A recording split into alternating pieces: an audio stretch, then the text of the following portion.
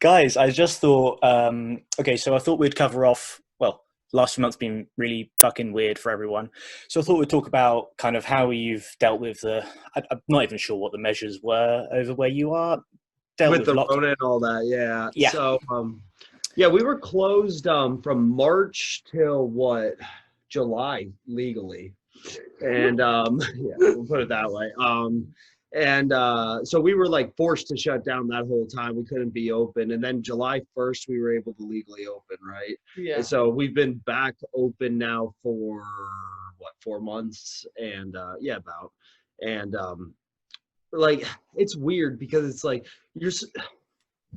they have all these restrictions for normal businesses. Like you got to wear a mask when you go into like, any grocery store or anything like that. Mm-hmm. But for some reason, like at gyms, they're kind of letting it go. They're kind of letting everyone decide what they want to do. Like even at the gym I go to just like, a traditional gym to lift weights, Mm-hmm. they have a sign up that says like, by entering, I say I've not been in contact with anybody. I don't have any symptoms, blah, blah, blah, all that stuff. And they just let you be no mask the whole time you're in there. They just check your temperature and you're allowed to, it's business as normal, basically. Mm-hmm. Mm-hmm. And that's kind of like what we've been doing at the gym. And it's like everyone that comes in, everyone knows like this is a thing, this is a risk you have to take. But I mean, we are taking, some extra precautions, but luckily since we've been able to reopen, it hasn't fucked with us too badly. Getting along all right. Nice. Yeah. Yeah, well, I mean, I guess you must have been able to get along all right for a few months because competition yesterday for your guys. How did it all go? So, yeah, we ran the finisher sub only yesterday. We did it. We actually had to do it in Maryland because, like, I'm sure it's the same where you're at, man, but all the restrictions, they make no fucking sense. Like, the rules are so ass backwards. And it's like, in Pennsylvania, you could only have groups of 25 indoors. So that's, like, the rule that they were doing. So, like, all venues wouldn't rent to us because we're like, yeah, we want to have, like, like 400 people there. But down in Maryland, they were cool with it. So it's like as soon as you go across the border, it's okay. We can do it. So we did down in Maryland, and it went really well. We had like 200 competitors. We had a bunch of divisions, and we even had a 170 cash bracket for $1,000. So that was pretty cool. Some higher level guys got in that, and it was solid. Like it went really, really well. There weren't any hiccups. Like the one thing every time we run a tournament, we joke we're the only tournament that runs early because it's like when you go to a Naga or something, it's always like 3 hours behind. But like we were done by 4:00 and we had 200 competitors. Everyone got at least 2 matches. And I mean, yeah, we ran a lot of divisions, but like it just runs a little bit smoother for us. I don't know why. We do well with it. You're organized. The Allentown guys competed for the first time. Yeah, a lot of our guys competed for the first time because we've been open just about a year now. So it's like some of them are like, at that point where they're ready to start, getting their toes wet. Nice. And yeah, so have you sort of got anyone from day one that started competing? We had a few people that were like transfers from other schools. And a couple of them were like competing right away. Like the one guy that sticks out, Eric, he was like a Division I wrestler, really, really good wrestler, and then came to us already as a blue belt. And like, like I've been training for like, I don't know, a while. And it was like, I even gave him his purple belt pretty quick after he started coming because it's like, yeah, there's no reason this dude should be a blue belt. He was messing dudes up. But like he started competing from day one. But like this was like some of our homegrown ones first time. That's really cool. Yeah, I mean, it must be kind of a proud sort of a father moment, getting them on the mat. Yeah, in a weird way, yeah, it is kind of like that because it's like, oh man, this dude's like, 5 years older than me, but it's still like, I'm so proud of him right now. He did his best, And it's like, as weird as that is to feel that way, it's kind of cool. Nice. And sorry, just to check, you're Allentown and you trained at Bethlehem before? Yeah, so Bethlehem was the original school, and then I have Allentown, and they're just kind of neighboring cities.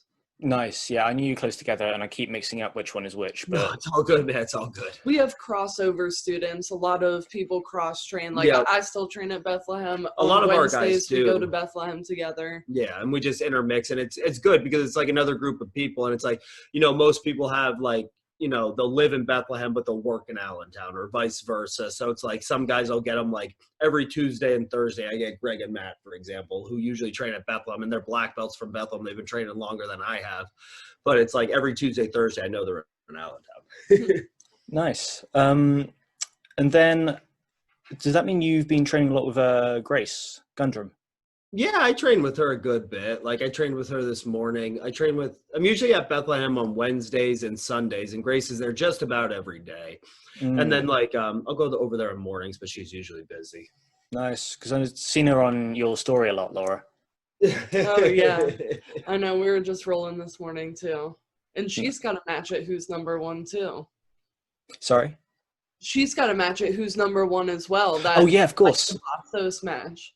Yeah, I mean, also, how old is she? She just turned 18 earlier this year, I think. Mm-hmm. That's pretty dope for someone 18. Yeah, right. It's her second match at black belt. The first one was Patty Fontes, and then it's Misa Bastos. That's a pretty good. That's a pretty good start. Yeah. I mean, Nice. She made quick work of Patty, so I feel like that's what really earned her this shot. Like Misa's the number one. I mean, yeah, she's getting weight, so. second match at black belt. She's fighting for the number one spot. That says something right there. Yeah. Yeah, and she's getting I've seen a couple of breakdowns just of her specifically, like BJJ Tricksters, I think, were putting out one. Yeah, and I like his stuff. Yeah, I mean, you've got to be good to start getting your own breakdowns going on. If someone, Yeah. All right, so you guys, like on a more sort of personal level, you competing. I guess you were out for a few months and came back. You've competed twice, 3 times now, Laura? I've competed twice, yeah. Twice. And how have you found it? I did that Subversive team tournament and then Sogi tournament last weekend. How'd you find them sort of coming back after a few months? Any rust? Probably, yeah. I guess you could say that. I've been out for a while because the last time I competed was February, and not only did we have the shutdown, but I broke my pinky toe on my left foot, like bad enough that I needed a pin in it for 8 weeks, and I had a boot on, and it was a whole thing. And so that put me out kind of a while. Even after the pin came out, it took like 3 or 4 months for the the toe to really fill in the bone, I guess, because I mean, once you take the pin out, then there's still a hole in your bone. Yep. So it was quite a long healing process compared to just like a tape it and go kind of broken toe.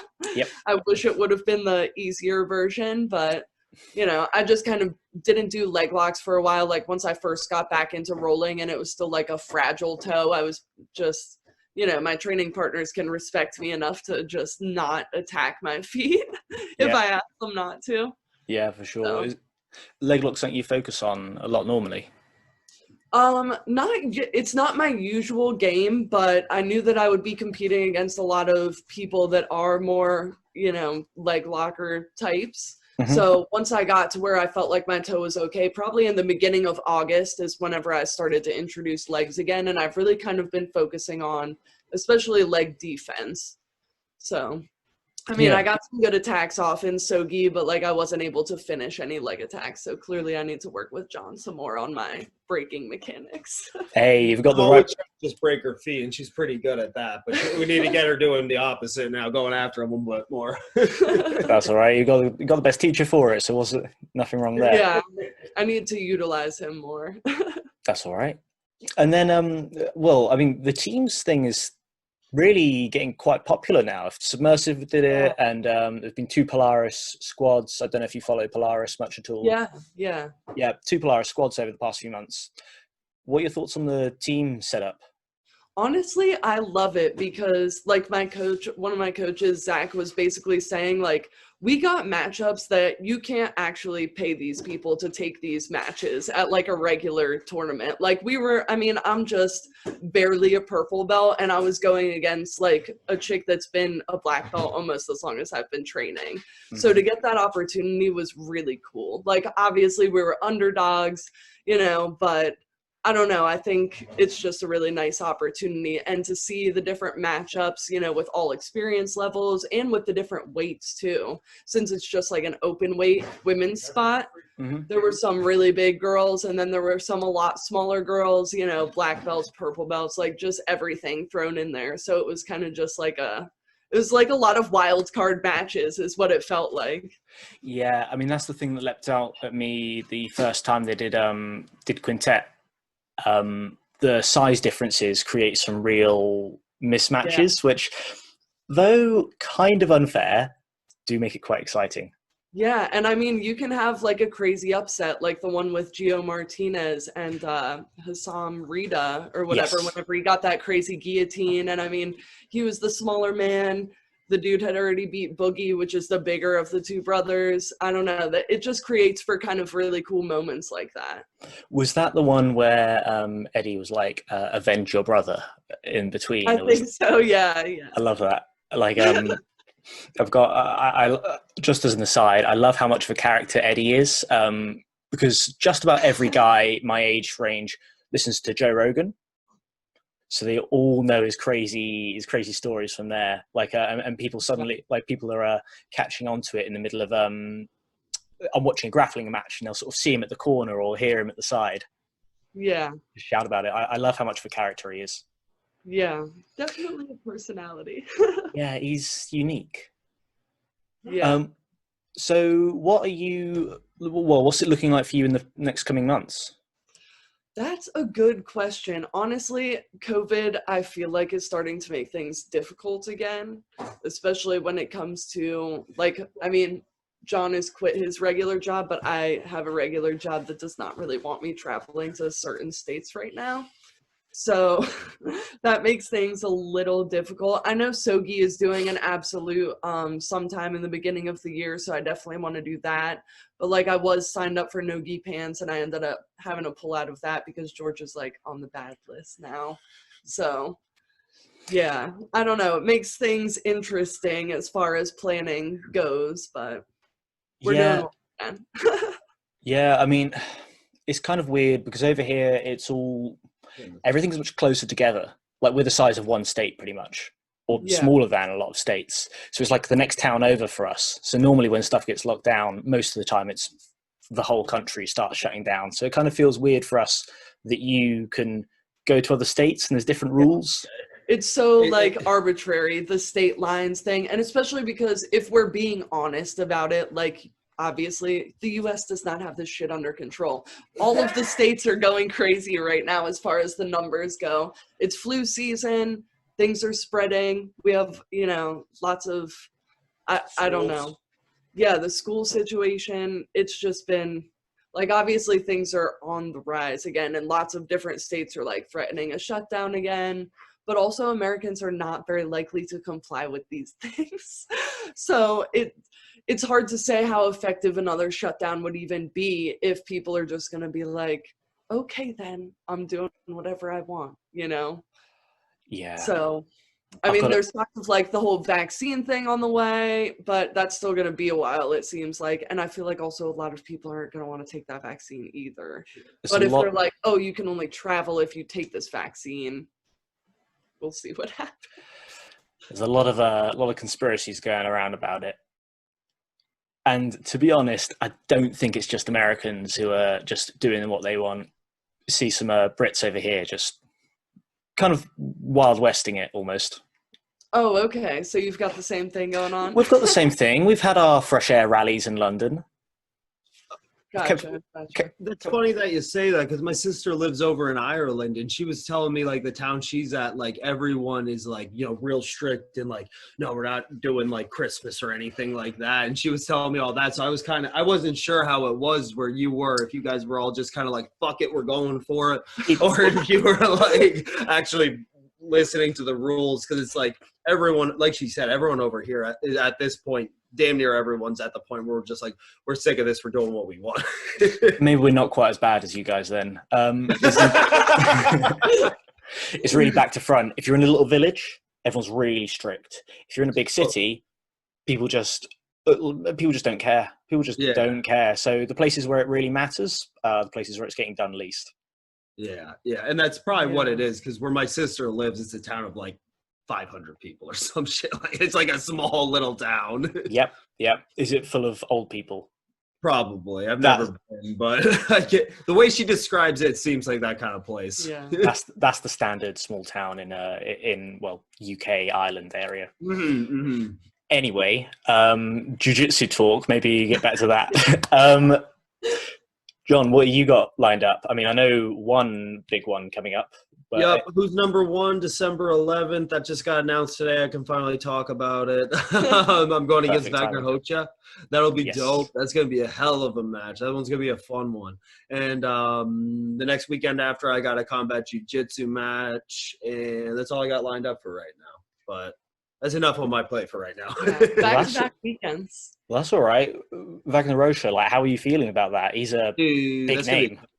It's going to be a dope match. That's a match we've been trying to set up. Seth Daniels was trying to set that up at Fight to Win and Subversive a while back, but then, like, it kept falling apart. And then they wanted at Who's Number One, and I was just like, damn, like, how do you say no to that match? That match is going to be dope. It's going to be fun. Like, I know a lot of people are, like, kind of scared of Vagner because it's like, you know, he's very physical, and he's, like, he kind of has that, like, gritty, grimy style, but that shit's fun to me. Like, I was saying it earlier, like, through years of wrestling, like, people don't realize, like, wrestling is the dirtiest sport of all time. It's basically just dudes cheap-shotting each other the whole time because it's like you can get away with so much. Like, oh, you can cross-face each other, and everyone's just punching each other in the head and shit like that. And it's just like, I'm fine with this. He ain't going to do anything I haven't seen before. It's going to be fun. Yeah, I mean, he doesn't cheat. He pushes the line. Pushes the line. Yeah. And it's like, he's very aggressive. Like, I don't see that as a dirty thing when you call somebody dirty. You know, it's not a bad thing when you call someone dirty. It's like, Wagner's kind of like, he's got that gritty, grimy, dirty, however you want to put it, but he never does, I shouldn't say he never does, but he rarely does something that's like over the line. Like, the only thing I can ever think is when he kicked AJ Agrazam off the stage and no one gave a fuck because it was AJ Agrazam. It was kind of funny, though. But it's like, you know, he's going to do things to get in your head. You know he's going to push on your face. You know he's going to push you hard. He's going to, like, sneak a smack in there or bend your fin or something like that. Like, guys do shit like that all the time. It's fine. No big deal. Smother. Yeah, that shit's fun, though. Like, just trying to make each other uncomfortable and trying to hurt each other a little bit. That's fun. Oh, that was such a craze for a little while. The what do you call it? The boa and the smother, whatever people were calling it. Yeah, that shit's awesome. Like, I love doing shit like that because it messes with people. Even if you don't get it, they're like, this motherfucker, he's really going to do this to me. It's like, yeah, I really am going to do that. Yeah, that's just fun. How do you prep for someone like that? Do you get the guys in your gym to be really hard? Oh, yeah. Like, my buddy, like, I was rolling with my buddy Andrew today, and he's just like, oops, I slipped. And accidentally, like, elbows me in the face and shit like that. It's just fun, you know? Like, my friends are assholes like that, so it works out. That's ideal prep. And in general, like, how are you, I mean, do you do a proper camp leading up to a match like that? I mean, like, once you get a name, we start focusing on what that guy does a little bit, but it's mainly just, you know, business as normal, training hard. Yeah, nice.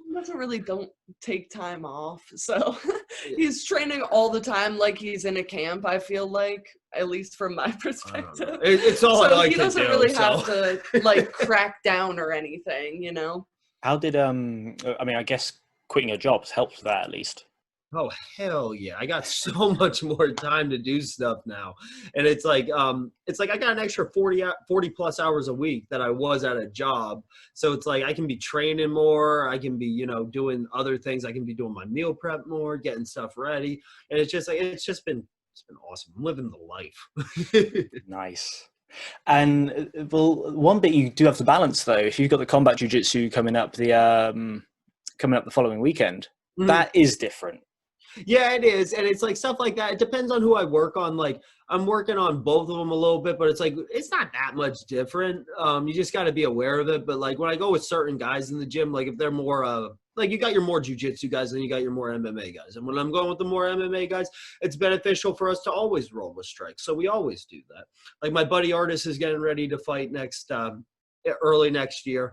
And a couple of my other friends are like looking to do that stuff. So anytime we roll together, we're always hitting each other just to keep each other honest because it's better for them and it keeps me ready for when I need to.